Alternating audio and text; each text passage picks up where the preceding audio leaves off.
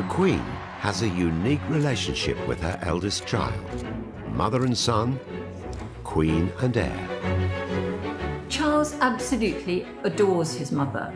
It's not an emotionally close relationship, but it is enormously close nonetheless. Bonds between mother and son are crucial.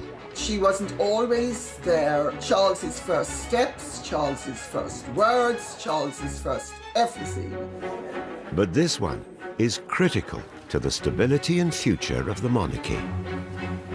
It was obviously very hard for the Queen to hold this extraordinarily high-powered job and the responsibilities of motherhood.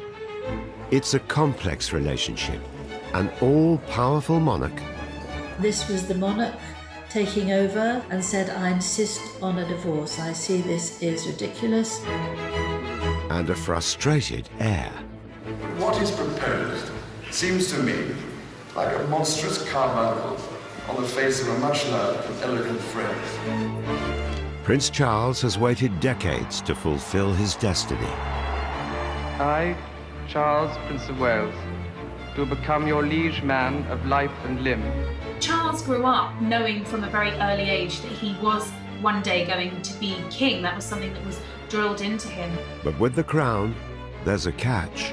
Coming to the throne, of course, it's what he's been preparing for his whole life, but it will always be tinged with huge sadness because it will mean that his mother is dead.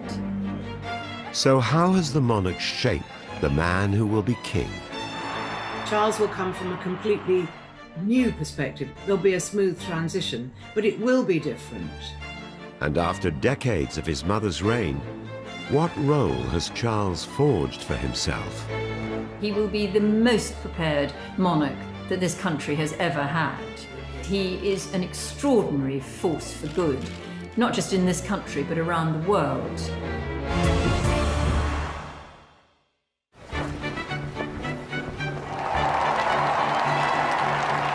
Elizabeth II is queen to the nation. But to her 4 children, she is first and foremost a mother. At the age of 94, she is relying on them more than ever. And one in particular has begun to step out from her shadow. Her eldest son, Prince Charles. He has more recently been known as the Shadow King because he's been taking on many more of the duties and responsibilities. We see him laying the nation's wreath at the cenotaph. He is taking on some of the aspects of kingship for the future that is to come.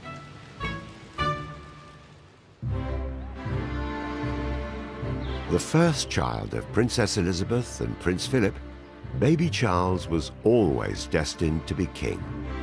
On the 14th of November 1948, he was born Charles Philip Arthur George and instantly became second in line to the throne. His Royal Highness makes his debut before the cameras. His father's delight in his young son is plain to see.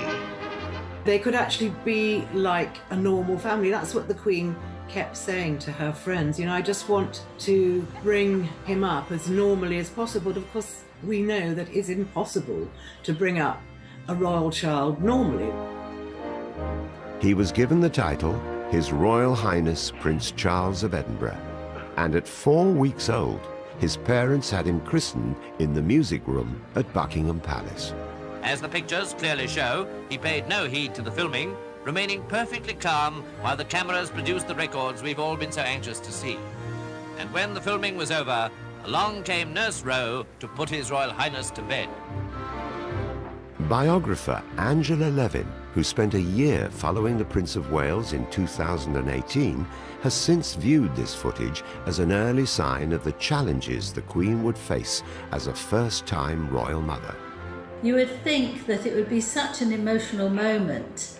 Here's the heir to the throne, that she would absolutely want to spend some private time with him, holding him, caressing him, maybe even shed a tear, but no, the Queen had to maintain her dignity.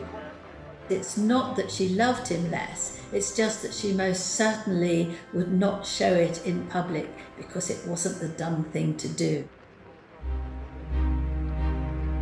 In 1951, King George VI, Elizabeth's beloved father, passed away. At just 25, she became queen. Signs of the deep mourning into which the nation had been plunged were to be seen everywhere. We all believed that his health had been improving, a fact that added weight to the blow when it fell. At the time of Elizabeth's accession, she also had a 2-year-old daughter, Anne. But the spotlight was on 3-year-old Charles, now heir to the throne. The dutiful queen soon felt the harsh realities of being both a monarch and a mother. When the Queen came to the throne, it was a man's world. The 1950s, post-war, there was a real demand for women to go back to the home. Even though women were working, this is a problem because the Queen, she is head of state and she also has 2 children, so there are a lot of demands upon her. If you had children and you had a career, you pretty much had to pretend they almost didn't exist because that was the job of a wife. She actually eventually moved her Prime Minister's meeting to the evening rather than earlier so she could see her children, which didn't happen very often. But if she wasn't busy, she would sit by the bath and play with her children.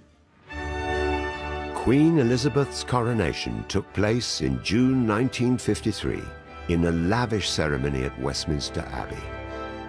Charles was just 4 at the time, but more than half a century later, speaking for his mother's 80th birthday, he could still remember that day. I have vivid memories of the coronation, of my mother coming to say goodnight to my sister and me while wearing the crown so that she could get used to its weight on her head before the coronation ceremony. Of thousands of people gathered in the Mall outside Buckingham Palace chanting, "We want the Queen," and keeping me awake at night. He was very excited and he'd been promised a party with all his friends after the coronation. So the Queen came to say hello to all his friends in the upper rooms of Buckingham Palace after the coronation. She came in all her finery and her robes. Footage from soon afterwards showed the new monarch successfully balancing motherhood with her royal duties. Many carefree and touching moments were caught on camera during summers at Balmoral. It became a sort of wonderful time for the children there. They loved the open spaces. They could run, they could horse ride. They also used to do an awful lot of barbecues, with Prince Philip being in charge of the barbecue. But the Queen was fiercely dedicated to her new role, even if that meant spending long periods of time away from her young son. She wasn't always there as and when she would have liked to be. Charles's first steps, Charles's first words, Charles's first everything took place when she was abroad doing her duty. The Queen's dedication to her royal role, particularly in those early years, had an inevitable impact on her family life and the bond with her young son. Growing up, there wasn't a particularly close relationship between Charles and his mother, and I think probably on more occasions than not, he probably looked at her as the Queen rather than his mother. It was probably quite difficult to distinguish between the 2 different roles. While away on royal duties, the Queen, like her own mother, would rely on outside help to raise her children. The nannies did most of the care, if not all of the care, and he lived with the nannies on the nursery floor at Buckingham Palace. Really, it was the nannies that were closer to him than anybody else. These female figures would become significant to Charles throughout his life.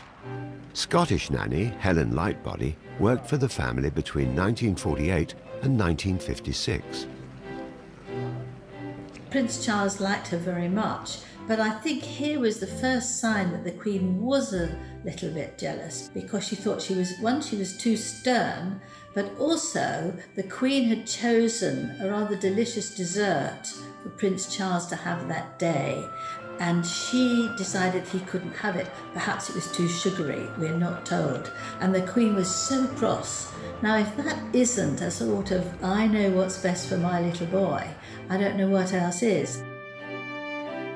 Mabel Anderson, or Mipsy as she'd become affectionately known, started as a royal nanny in 1949. Grant Harold met her many years later while working as butler to the Prince of Wales. I found her absolutely terrifying, not because she was very polite, she was friendly, but she was a traditional nanny. I mean, very much a Mary Poppins to my mind. But he was very close to her. You can see there's a very close bond. Another crucial maternal figure in the young prince's life was his grandmother. The Queen Mother, who he's referred to as magical, his magical grandmother with whom he had his closest family relationship, because it was the Queen Mother that he could go to for hugs and encouragement and praise. These figures around the young prince nurtured him and offered the support his parents often couldn't provide. Even though the Queen and Prince Philip were not around for a lot of the time, he had an amazing support network of these surrogate parental figures in his life that I think have shaped him and made him the man he is today. In November 1953, the Queen and Prince Philip set off on a 6-month tour of the Commonwealth.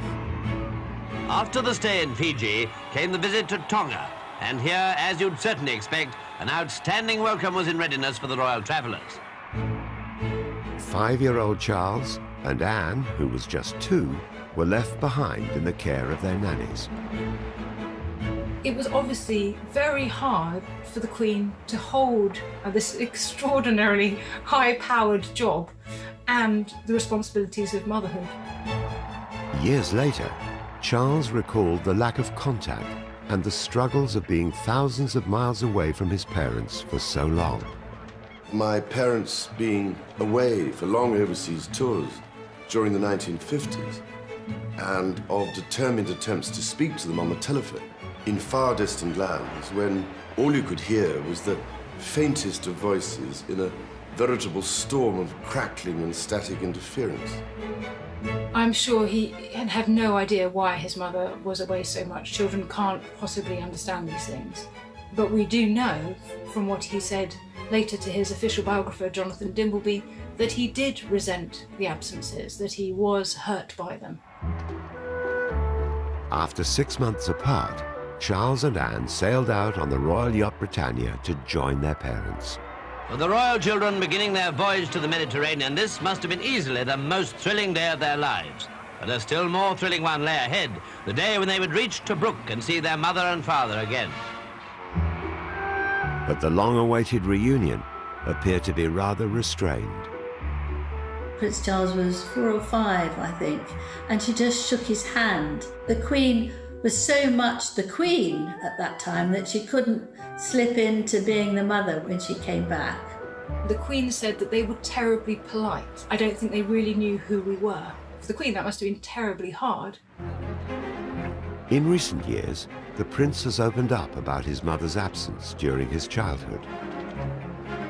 He's spoken since about the fact that he found his parents emotionally reserved, that he was yearning for a sort of affection from them that they were unable or unwilling to give. They weren't the people to whom he could turn for that. Prince Charles was left out of the feelings of that most children really need when they're part of a family. It's taken him, I think, decades to get over it. But the prince's candor about his mother may have pushed them further apart. The Queen really cares about being a mother, and some of the complaints that have been made about her parenting style, many of which have come from Prince Charles over the years, have, I think, hurt her really badly. If Charles's early childhood was a challenge, life was about to get even tougher. His school years were filled with distress. And there were lots of stories how he would, clutch his teddy bear at night time and cry himself to sleep. And drama. For someone who was so shy, to be told this in front of his schoolmates was intensely mortifying.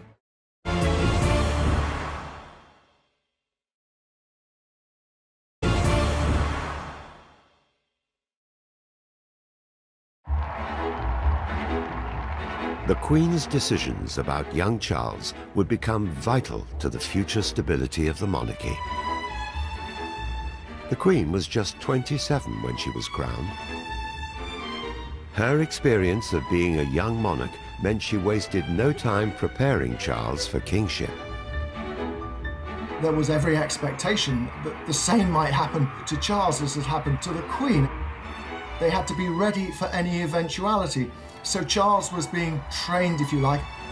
Charles grew up knowing from a very early age that he was one day going to be king. That was something that was drilled into him. There was extra schooling, and that was the mentoring from his mother, the preparation to one day become sovereign.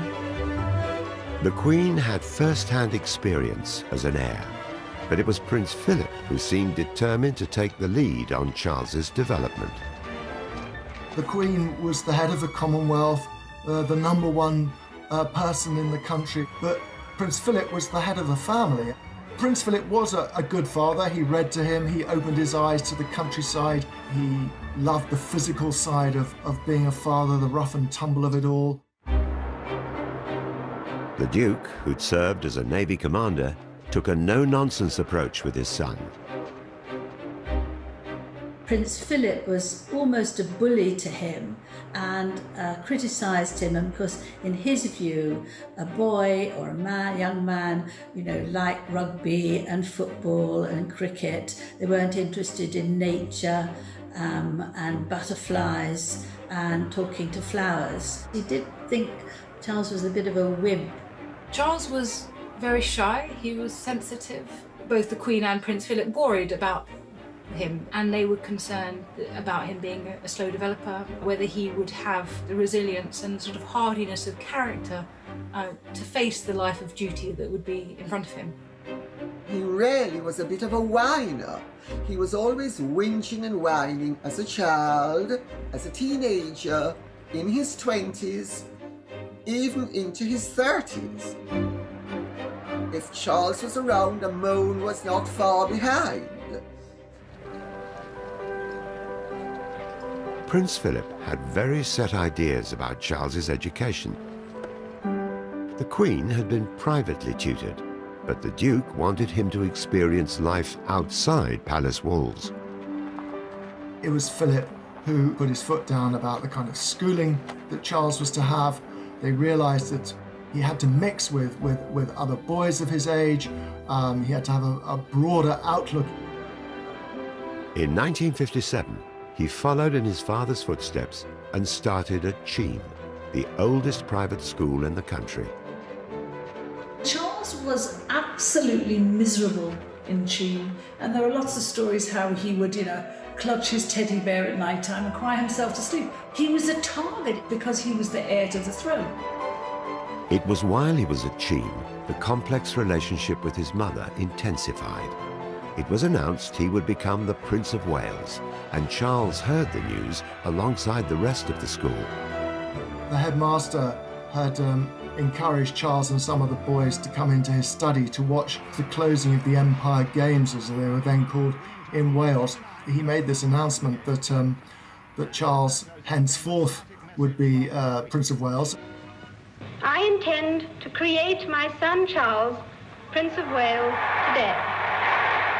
When he is grown up, I will present him to you at Carnarvon. Every heir to the throne has been the Prince of Wales since 1301. It couldn't have come as a surprise, but the way it was announced would have surely been a shock. And for someone who was so shy, to be told this in front of his schoolmates was intensely mortifying. And it's one of those moments that marked what he's later called the inexorable dawning of the sense that he would one day be king. Charles's formative years at public school lay ahead. Again, the Queen deferred to her husband to decide where Charles would go, in spite of what she might have thought. I think the Queen would have very much liked to send Prince Charles to Eton, but she liked to give Philip the right to choose all these things, so she wanted him to feel that he was in control of this, helping Charles become a good heir before he became king. Philip had flourished at Gordonston in Scotland, and he was keen for his son to follow the same path. I think at that point it was quite damaging really for the relationship between father and son, because Charles resented Philip for sending him away from his family, and Charles was very unhappy for much of his time there. They have the windows open throughout the winter. It's freezing cold. They had to go for runs very early in the morning, and Prince Charles absolutely hated it. He felt he was in prison. He felt incredibly homesick. He didn't fit in very well. He was bullied because his ears stuck out. My husband was in the same class as him at Gordonston, so he's told me some very sad stories actually about Charles A. But he was very much a loner. He used to take books of sonnets and go down by one of the streams there and read sonnets. Well, any boy that does that is going to get teased. He was kind of an oddball. The Queen and Prince Philip did visit him. They visited him more than I think he gave credit for. Charles's experience at Gordonston was nothing like his father's. He famously called the school Colditz in Kilts, comparing it to a German prisoner of war camp. Being a monarch is a tough thing. It's not about what you like, it's about putting up with what you don't like. And you know, the proof of the pudding is in the eating. Maybe if he'd been moved to school, maybe if he'd been given a cushier life, he wouldn't have turned out to be the great guy that he has turned out to be. Charles went on to study at Cambridge University and would become the first heir to the throne to get a degree. It was at Cambridge that he finally found his voice. He settled in there quite well. Most of all, he loved going on stage, and he appeared in lots of shows. All alone on in a deep-sea fishing boat with just my rod and line, the great unknown, a few helicopters and Aztec, but yes, I do believe I got a bite. I have a bite. He said it was so enjoyable, and he had a very, very good time there. But he was wrenched away in his second year to go and spend a term in Wales because of the investiture coming up. I think I got quite a large one here. It's very, very large indeed. Duty called, and Charles was required to perform on a very different kind of stage. He would be invested by his mother as the Prince of Wales at a time when the British government felt threatened by a resurgent Welsh nationalist movement. Charles Philip Arthur George, the 21st Prince of Wales, drives through the streets of ancient Carnarvon for his investiture. 1 minute he's a carefree student in Cambridge, and the next minute he's being asked to fulfil this very complicated, very difficult diplomatic role. On the 1st of July 1969, his investiture ceremony took place at Carnarvon Castle, the birthplace of the first English Prince of Wales. At the bidding of his queen, the bareheaded prince comes forward. Really, looking back, seems an incredible amount to ask of such a young man. You know, you can see the sort of nervousness in Charles's face that he has to play this whole medieval role in the investiture. Charles was determined to deliver for the public, but most importantly, his mother. Charles, being heir apparent, was always going to be an absolutely pivotal moment in his life. The coronet for sovereignty. You can clearly see how proud the Queen is of her son, and particularly when he delivers his speech in Welsh, thus establishing an early and genuine connection with the Welsh people, which would have been incredibly important not just to him, but also to his mother. That investiture gave the world its first proper glimpse of the relationship between mother and son. I, Charles, Prince of Wales, do become your liege man of life and limb, and of earthly worship. And faith and truth I will bear unto thee, to live and die against all manner of folks. There was a very powerful link between them at that moment. They had to look into each other's eyes. It was very moving, I think. If you look at the Queen herself, you can see the pride, actually, I think, in her eyes. He was devoted to his mother from the very beginning. But this is a formal moment at which to acknowledge, to be her liege man of life and limb. It's quite something, and I think it was a very moving moment for him. You don't see the devotion very often, and I think in that ceremony you actually did. Charles absolutely adores his mother. It's not a physically close relationship or an emotionally close one, but it is enormously close nonetheless. And Charles is almost in awe of his mother.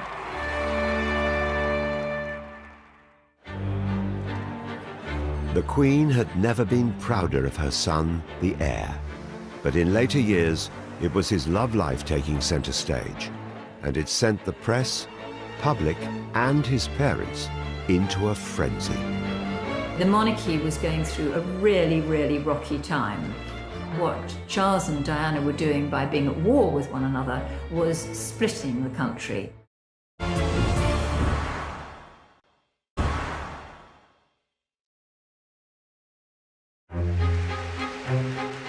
When it came to romance, it was never going to be easy for Charles.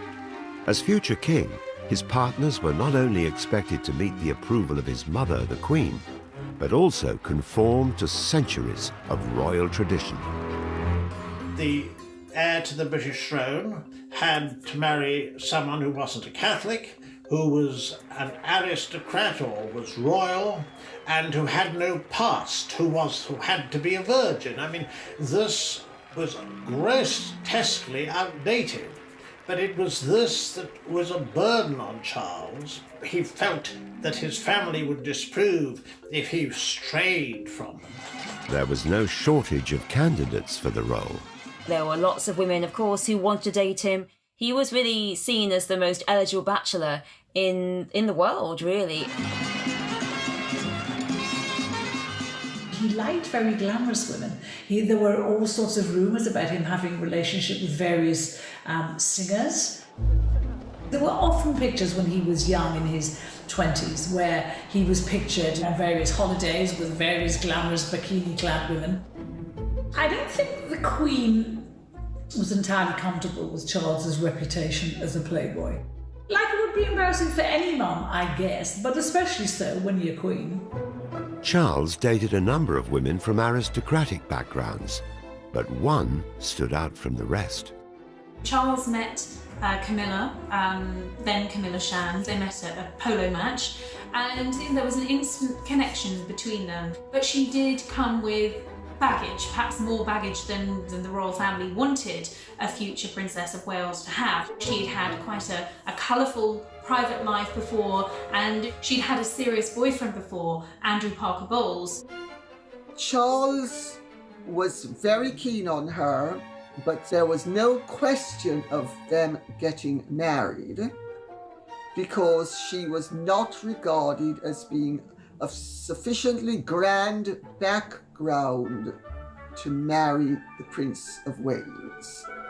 It appeared the Crown, and specifically the Queen, was threatening to come between Charles and the potential love of his life. Prince Charles would have found it absolutely difficult, and I suspect he was angry about the fact that his mother, the Queen, was disapproving of Camilla. The Queen has to wear two hats. The Queen has to be Queen, and she's also a mother. As a mother, she'd obviously want whatever is good for her son. As Queen at that time, she has to consider the impact upon the monarchy, and really there was no way that Camilla would be accepted at that particular time. The hunt for a suitable wife went on and on and on and on, and people were getting very worried. The papers were always full of it. You know, when will the heir settle down? The headlines began to change in 1980 when Charles started dating Lady Diana Spencer. Diana, would have been pretty much perfect for the palace. I mean, she was a young, beautiful bride. Her father, Earl Spencer, and the Spencers generally had been associated with royalty for many, many years. In many ways, it was behind the scenes, a bit arranged, really. The Queen, the Queen Mother, the rest of the royal family, they all approved wholeheartedly of Diana.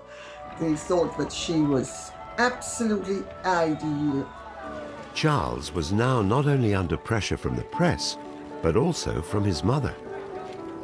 There came a point when I think he probably got a nudge from the Queen, who was saying, is there going to be a point when you're going to settle down? Because you're going to need to. After a whirlwind romance, the couple were married in what was dubbed a fairy tale wedding at St. Paul's Cathedral. The wedding of Charles and Diana, in so many ways, eclipsed all the royal weddings that have happened since in terms of its glamour and its interest. And the Princess Diana really was the fairy tale princess. The Queen was, of course, really happy. You know, her firstborn son, the heir, the future king, is marrying somebody that she approves of, marrying somebody who comes from the right family. A proud mother later became a doting grandmother to Charles and Diana's two sons, Princes William and Harry. But this was no fairy tale. It was many years into the prince's marriage to Diana before his mother or his father really knew what was going on. They didn't realize how unhappy Charles was. As heir to the throne, the stability of the monarchy rested on Charles's shoulders, something his mother was keenly aware of. He felt so in awe, and he felt he'd let down his parents so much. And they talked with Prince Philip and her, and she was saying to them, please try not to do this, be less selfish and think what you can do with the monarchy. And here this is very important, because here we see the mother-in-law, the mother, being the monarch, that actually she felt that the most important thing was not to disrupt the monarchy, not to shake it about. But Charles went public with his marital problems, making an unprecedented and historic appearance in a candid documentary in 1994. Did you try to be faithful and honourable to your wife when you took on the vow of marriage? Yes, absolutely. And you were? Yes. Until it became irretrievably broken down. I think the Queen was hurt by the whole Dimbleby exercise. Dimbleby wrote a book as well as doing the interview. Charles surrendered all his letters and diaries, so all his private thoughts were in the book, and his private thoughts about his upbringing and his relationship with his parents. And I think the Queen was very hurt to hear that Charles didn't feel he was sufficiently loved by his parents.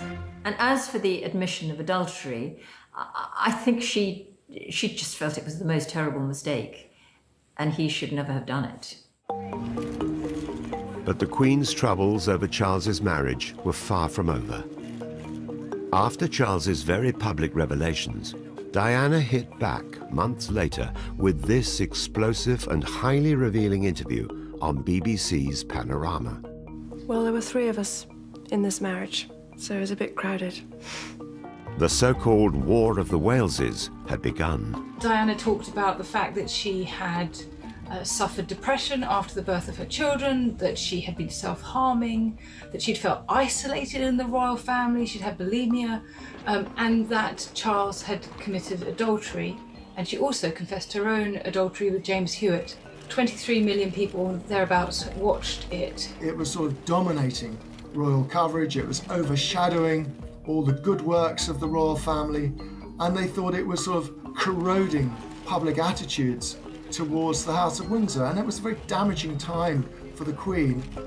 I mean, the monarchy was going through a really, really rocky time, because monarchy is supposed to be all about unifying the country, and what Charles and Diana were doing by being at war with one another was splitting the country. The marriage problems of Charles and Diana have cast a shadow over the royal family.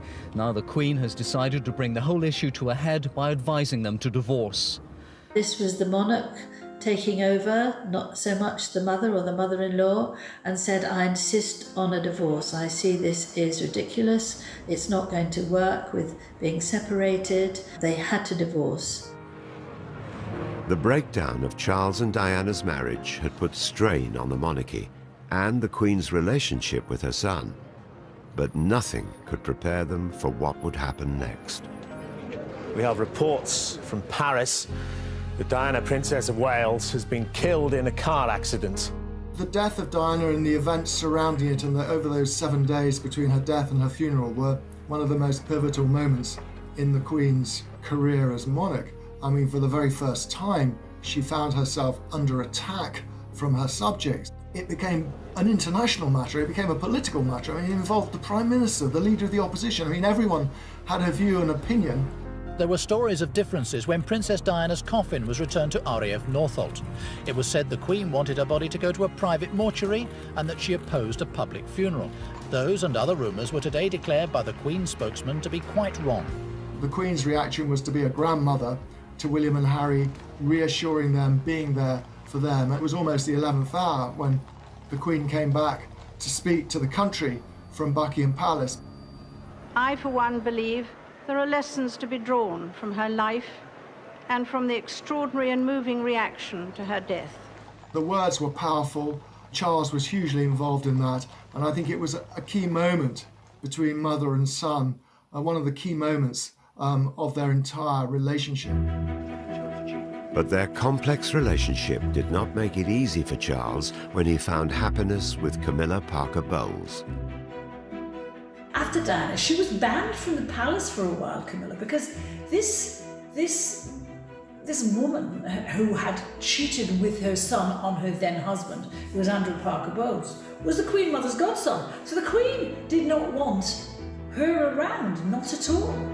There was real animosity from the Queen towards Camilla. She called her a wicked woman. She refused to see her, and that continued for a very long time after Diana's death. It's not just Charles's love life that has caused rifts between him and his mother over the years. The Queen has always kept her views to herself, but Charles hasn't always followed her example. We know Prince Charles's views on virtually every subject under the sun. What's going to happen when he becomes king?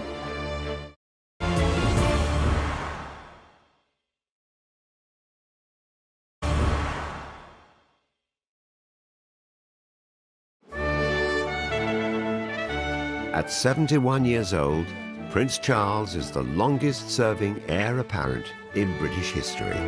When he takes over from his mother, he will be the oldest king ever crowned. He knows one day he will be king, but he'll only be king on the death of his mother. We all know realistically that she's not going to go on and on and on, but we do hope that she'll go on for quite a few more years yet. Until then, Charles has had to carve out a role for himself.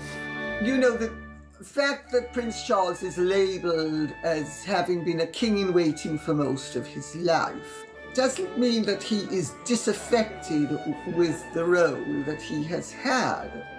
He has had a golden opportunity, which he has grasped, of creating a very expanded role for the Prince of Wales. Charles's actions and words have left the world in no doubt about many of his opinions, making it quite apparent that despite both being destined to reign, he and his mother are very different people. Charles, expresses himself much more emotionally than the Queen ever does. He cries at pieces of music. He loves the ballet. He loves opera. The Queen doesn't really share all those things with him. He's also a cultivated man. He's a painter. He paints watercolours, quite good ones actually. He likes gardening, he likes classical music. I mean, he reads widely. He is a man who has educated himself widely and is therefore quite wise. And although we don't know whether the Queen accords with any of these interests, her interests tend to be more sort of horses and dogs. The Queen has always been very thrifty. we've seen her breakfast table with Tupperware boxes on it, and we've seen her 3-bar electric fire that heats her palaces. Prince Charles is very different. He leads a much more extravagant lifestyle. He loves luxury. He likes things being just right. It's not just their interests and personalities that differ. Charles and the Queen are very different in one particular way, which is that the Queen has been a model of discretion. We don't know her political views. She has kept a determinedly neutral stance, whereas we do know quite a lot of the political views of Prince Charles. The difference is that the Queen has always kept her feelings to herself, whereas Prince Charles doesn't hold back. Do you think it matters that we have 20% of children who never get out to see scenes like this?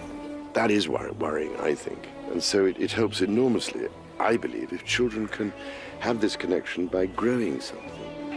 It's often said that the mantra of the royal family is never complain, never explain. This has been the Queen's approach for nearly 70 years. But she is the monarch, and Charles is not. Until he takes the crown, he's had a different approach to his mother. He has intervened, perhaps most famously, of course, on architecture, and he gave a series of very dramatic speeches in which he pretty much spelled out his opposition to modern architecture. But what is proposed seems to me like a monstrous carbuncle on the face of a much loved and elegant friend. He's probably said the sort of things that we would say, but nobody would take any notice. He was instrumental in the extension to the National Gallery, and what there is now is very pleasing. He was instrumental in getting the plans for Paternoster Square around St Paul's Cathedral changed, and it's terrific round there. Can you imagine half the horrendous tower blocks we would have had in this country had Prince Charles not put his foot down? I mean, modern British architecture in England is pretty pathetic. And I say that as somebody who studied art for 11 years. From architecture to the environment, Prince Charles has never hidden his thoughts and opinions. Ladies and gentlemen, the battle against climate change is surely the most defining and pivotal challenge of our time. We know Prince Charles's views on virtually every subject under the sun. What's going to happen when he becomes king? Is he suddenly going to adopt some sort of monastic silence and sit on the fence? Prince Charles has been somewhat of a visionary. He's talked about the dangers of plastic in seas, the environment, keeping nature alive and well, which is not any of the things that particularly interests the Queen. They're very diverse on that. What if the people don't like what they see? I knew you were going to ask that. Those opinions have not only made him an outspoken Prince of Wales, but according to some, also affected his relationship with his parents, particularly his mother. He annoyed his parents. Actually, they felt he was weak. They felt they couldn't trust him to be king, that he had all these funny ideas about spiritualism and plastic in the sea. Increasingly, people start talking about Charles as a bit eccentric. There are cartoons of him talking to his plants and thinking too much about his plants. But perhaps most controversially, Prince Charles has waded into the world of politics. Over the years, he's written numerous letters to government ministers and politicians, something his mother would never do. Well, the Queen has always kept her feelings very private, particularly any political feelings. And we have had a greater insight into the workings of the mind of the Prince of Wales, largely down to letters that he handwrote to MPs. They became known as the Black Spider Memos because his very distinctive, long, spidery writing. He would quite often take ministers to task privately about many issues. As monarch in waiting, Charles has used his role to find a voice. I think throughout his life, Charles has demonstrated an extraordinary ability to care about things that matter. So he cares very much about sustainability, about climate change issues, ocean pollution, deforestation. And it's important that somebody in a key position takes an interest in that, because they take an interest and other people will listen. People in power will listen. People in government will listen. The Prince of Wales has used his position as king in waiting to actually have a very effective role constitutionally. But that's not something the Queen has approved of. Well, I understand that the Queen has viewed his interventions with unease on occasions. She doesn't feel that it is the place of the royal family to take a lead on matters which could be interpreted as political or policy making. When Charles eventually does become king, will he reign more like his mother before him? She has been extremely measured over the years, and where Prince Charles has not been, but then their roles have been radically different. Prince Charles has given private assurances that when he's king, he will not meddle. She knows he will make a good king. King in a different way from how she was queen, but they are very different people, and they represent different times. While his mother is still monarch, the role Charles has made for himself does share one key trait with the Queen. I think for the Queen, everything is about duty. Duty comes first, and that goes back to a bygone time. There's no manual about how a Prince of Wales should spend his life, and in fact, previous Princes of Wales have frittered their time away. Charles has always had a really keen sense of duty. He's been very driven by public service. He carved out this role as a sort of activist Prince of Wales, all for himself. No one who's occupied the title has ever done it before. And I think the Queen was very supportive of all his many initiatives. She's praised his work with the Prince's Trust, for example, on several occasions. The Prince's Trust is a charity founded by Charles. It supports 11 to 30-year-olds who are unemployed and those struggling at school. He cares passionately about people, about the people who one day he will reign over. He cares about their living conditions, he cares about their future, about the future for their children, and he's got a finger in absolutely every pie and has made life so much better for so many millions of people the world over. I don't think he's been doing that to impress his mother. I think he's been doing it because he actually genuinely cares. There are those royals that turn up at their charity events. They just show up, smile, and wave a hand. Prince Charles is different. He is very passionate about the charities that he works with. He knows so much about them. He's very, very involved with them. As well as being a hugely successful charity, the Prince's Trust has also served as an opportunity for a proud mother to publicly reward her son. In 1999, the charity was presented with a royal charter. I would like to take this opportunity to say to you, Charles, how proud I am of everything you have accomplished with the Trust and the way you personally have inspired this organisation. The Prince of Wales may have been waiting an extraordinarily long time to take the crown, but for many, this period of waiting has been a benefit. He will be the best prepared monarch that this country has ever had. And he has spent his time in waiting doing really, really good things. He is an extraordinary force for good, not just in this country, but around the world. He has done tremendous sterling work across the board. He has taken full advantage of the fact that he has a very eminent position of influence when he actually had the freedom to intervene. Because, of course, once he becomes monarch, he has to be scrupulously neutral, which is not something that came naturally to him. And I suspect when he looks back on his life, he's going to realize that it was not a poisoned chalice. Charles only became Prince of Wales because he was the firstborn son and heir to the Queen. Elizabeth is, of course, mother to 3 other royals. She really was able to be a mother to them in a way that it was completely denied to her with Charles. Whereas Prince Charles, grew up knowing that one day I will be the next king, whereas the other three could just relax into it, go to school, in one sense have as much of a normal childhood as one could possibly have in the royal family, but I think much more than Prince Charles himself.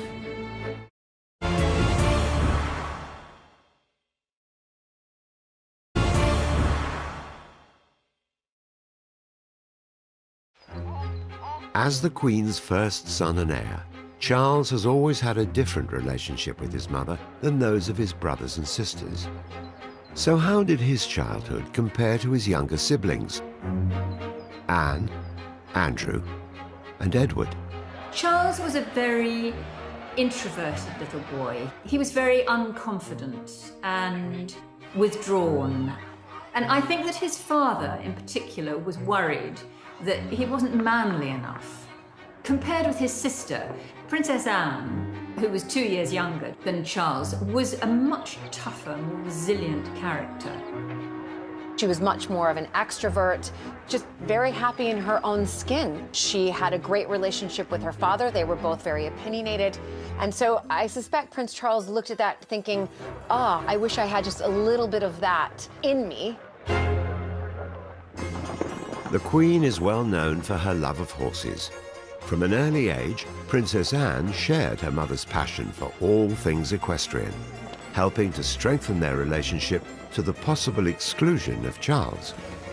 Princess Anne and the Queen bonded over their love of horses, where Prince Charles, maybe at a younger age, didn't show the same enthusiasm or interest.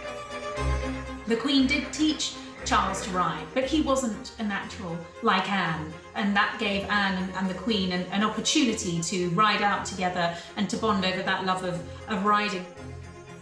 He didn't have that same maternal bond with the Queen that Anne enjoyed.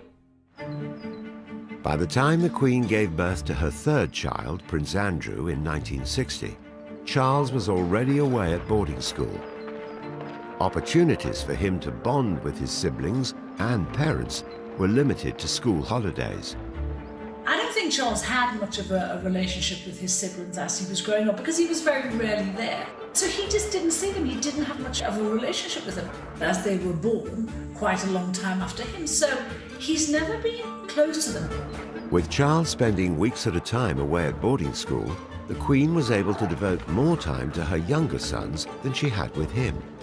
Don't forget that when she came to the throne, she was young, she was handling an enormous set of new responsibilities being sovereign, and of course coming to terms with motherhood and all of the challenges that entailed.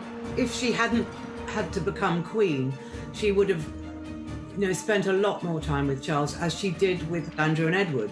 She would get involved with their education, she went to every single school play. She really was able to be a mother to them in a way that it was completely denied to her with Charles. As future monarch, Charles's childhood differed in one other crucial respect compared to his siblings. Prince Charles grew up knowing that one day I will be the next king, whereas the other three could just relax into it, go to school, have as much of a normal childhood as one could possibly have in the royal family, but I think much more than Prince Charles himself. He knew he was different. He was different by his birthright. He was the only one who was born heir apparent. And I think that sense of burden and responsibility rested quite heavily, even on very young shoulders, and just that sense of knowing that he was different. While the Queen has never admitted to having a favourite child, one of her sons is rumoured to hold a higher place in her affections. I think the Queen absolutely has a favourite, and I think it's Andrew, and there's a very good reason for that. Andrew was called the love child in the royal family because the Queen and the Duke were having rumoured problems in their marriage. The Queen's complex relationship with her eldest son Charles has led many to speculate how it affected his own approach to parenting. I think at first, when Prince Charles became a father, he left a lot of the parenting to Princess Diana, and we can see that, the hugging, the laughing, the cuddling that she did. But when Diana died, Charles had to become mum and dad. after her death, it changes completely, and he is very hands-on for those boys and knows that he has to be. He really stepped up that parenting role when he needed to. As Prince Charles's former butler, Grant Harold has witnessed his parenting style up close. He is a fantastic parent, very caring, loving, considerate. As far as where his parenting styles came from, she would have given him some pointers and advice. As a grandmother herself, the Queen now favours a more hands-on role than she did as mum to Charles. The Queen adores all her grandchildren, and she treats them all equally. Maybe William and Harry a little bit more equal than the others. The Queen's always been there for William and Harry. She has an incredibly close relationship with them, as she does with all of her grandchildren and her great-grandchildren. And one of the greatest joys and sources of pleasure in her life now are spending time with her grandchildren and her great-grandchildren, something that she didn't get to do perhaps as much of as she would have liked when she was a mother, because she was busy being Queen. Just as she has mentored Charles to become king, the Queen has also passed on her decades of experience as monarch to his eldest son and heir, William.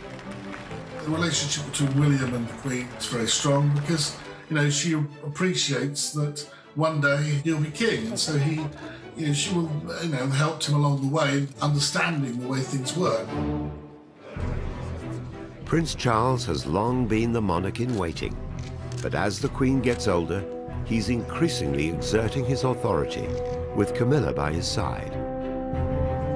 Never more so than when Andrew, the Queen's alleged favourite, caused a scandal because of his friendship with convicted sex offender Jeffrey Epstein.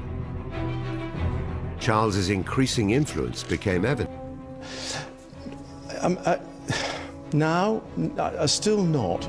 The truth is, it's difficult for a mother to act decisively necessarily with someone that she loves. And with Prince Andrew, maybe she was relying too much on what he was telling her about the Epstein scandal. While the Queen previously had called the shots, for Charles enough was enough. This time it was his turn to put monarchy before family. Charles and Camilla were in New Zealand at the time of Prince Andrew's interview, and I think Charles, like everybody else, he was absolutely horrified. And I think he felt he should take over here. And so he rang his mother and he said to her, Prince Andrew's my brother, but he cannot be allowed to behave like this. The Queen was guided by Charles, and I think that episode particularly illustrates just how involved Charles now is in the daily workings of the monarchy. He does have a leading role, and he is more powerful now than he ever has been. Buckingham Palace released a statement saying that Prince Andrew was to relinquish his royal patronages. Charles had effectively fired his younger brother as a senior member of the firm. He saw that Andrew had no option but to withdraw from public duty and absolutely pull back from all his official engagements. And he made that clear that that is what he expected his brother to do. Charles was now calling the shots, and he had to do what he was told. Throughout her reign, the Queen has served the country dutifully. But when the time comes for Charles to take over, is the future of the monarchy secure? There was a period when the Queen was concerned about the succession of the House of Windsor.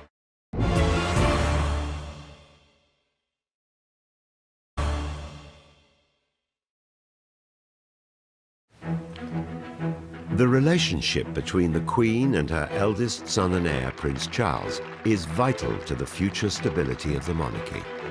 Charles has spent practically his whole life as next in line to the throne. But as the Queen approaches her mid-90s, she has finally started to hand over some of her official duties. Well, I would say for the last decade or so, the Prince of Wales' influence at the heart of monarchy has been growing.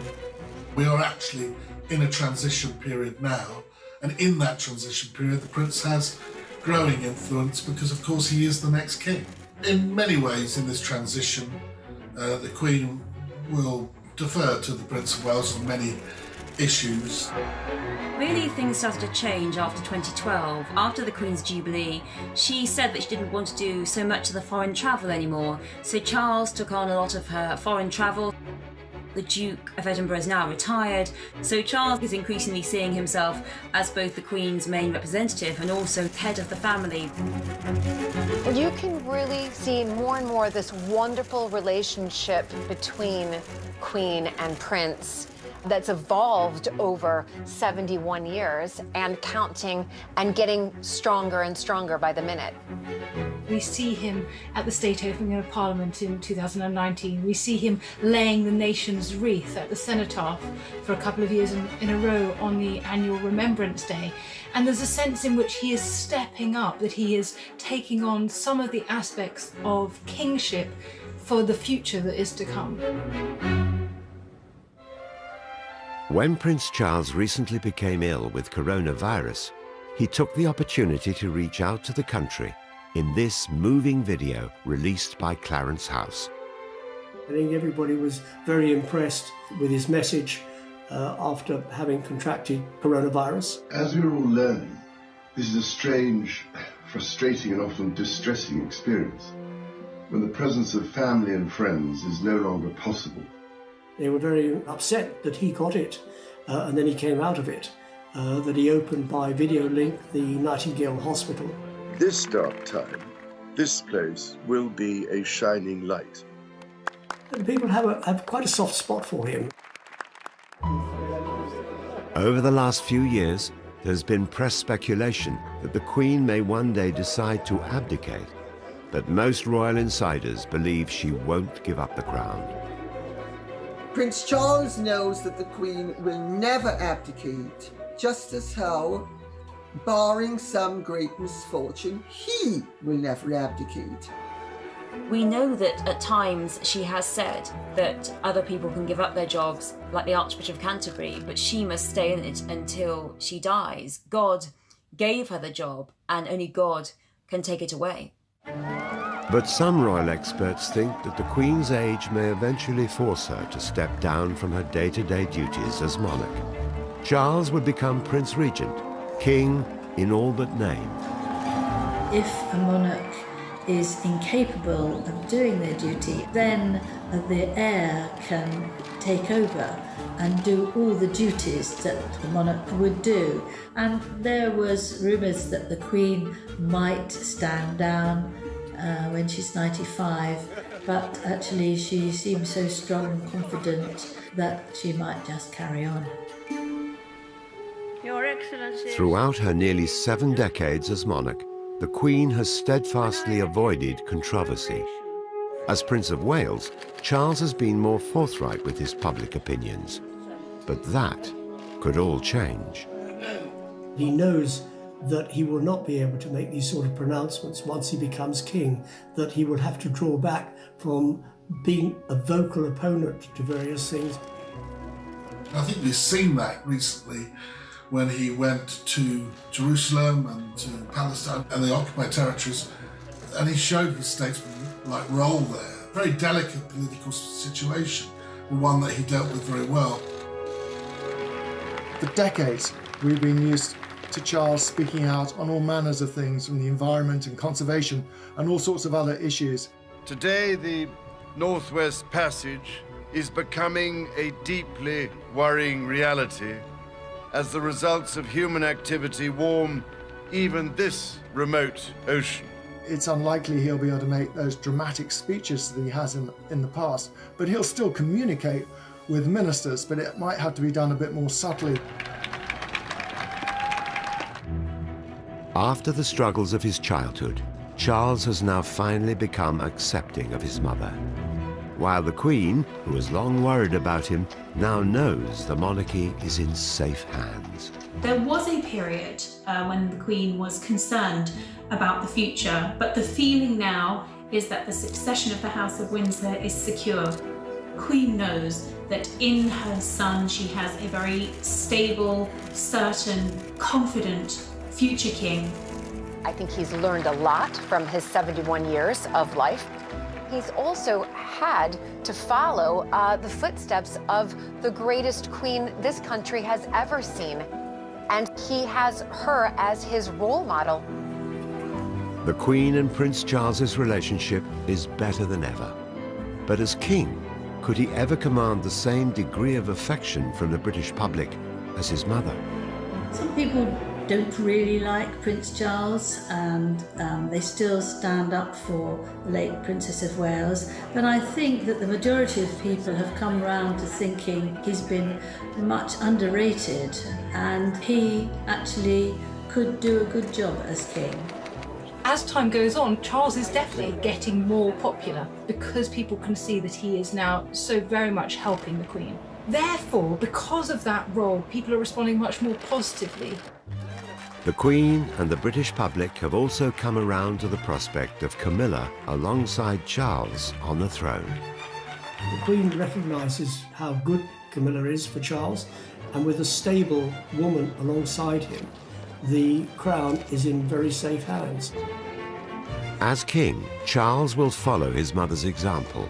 He also knows the monarchy needs to evolve to survive.